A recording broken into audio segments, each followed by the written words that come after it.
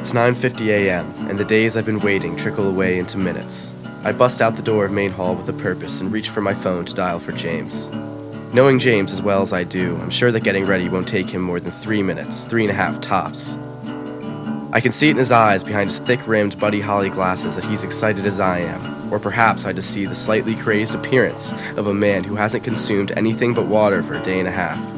One look in the mirror confirms that I look the same. My legs carry a slight chill as I trudge up and down the hilly landscape toward our destination. A button-down flannel is the only barrier separating the never-ending Westchester wind from my torso. I can't help but notice a certain feeling of youthful wonder creeping through my body. It's 10:30, and the euphoria is setting in. James and I cross the damp, wooden bridge connecting the land on either side of the creek that acts as the border to the woods and search for our first forest home. We start by following the trail. Though as our minds wander, so do our feet. Soon enough, we're trudging through a mosaic of rotting leaves and underbrush. James and I stand around with our eyes glued to the uppermost branches of the forest's trees, watching the breeze blow their twisted tips to and fro. The way that the trees reacted to the wind, one could say that they were breathing. The bottom of my feet felt an array of stimuli as I hiked aimlessly through the wood. Crunchy, soft, dry, moist, sharp, smooth. My feet felt just about every feeling under the sun.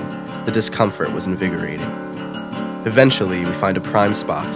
I lay out my blanket, take a seat, cross my legs and sit tall and place my hands on their respective knees. Finally, I close my eyes and breathe deeply. Breathing this forest air felt like the first breath after swimming the entire length of a pool. The crisp, pure air satisfies my lungs like the stagnant air of my apartment never could. I meditate for what feels like hours. I begin to wrap up the day by wrapping up my blanket. Crawling up and over the ridge behind me, I see James engaging in acrobatics, climbing arm-thick trees as high as he can until the tree gives way and arcs, lowering him back to the ground. "Are you ready?" I ask. He is. We gather our things and begin the journey home. The warm sun rays of the afternoon are long gone, the breeze carries a chill. Exhausted, I feel as though things are finally winding down. Upon reaching my apartment, I slip into my door and under my covers, content.